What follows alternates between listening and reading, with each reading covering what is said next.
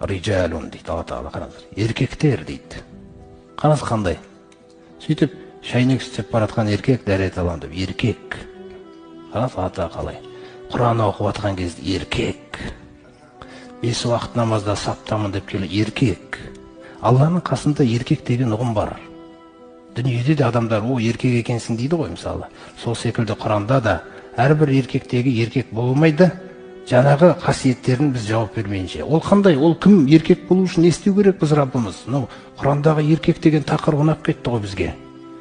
Айтады рижалун ла тулхихим жаңағы тижаратун. Қараңыздаршы, ол ерлер дейді, сондай бір еркектер олар. Оларды алаңдатпайды дейді. Алаңдатпайды. Не нәрсе алаңдатпайды Раббымыз? Тижара, үлкен бизнес. 14 ғасыр бұрын Алла Тағала үлкен бизнес деген нәрсені сөйлеп. Және не алаңдатпайды? Валя байун, кіші бизнес.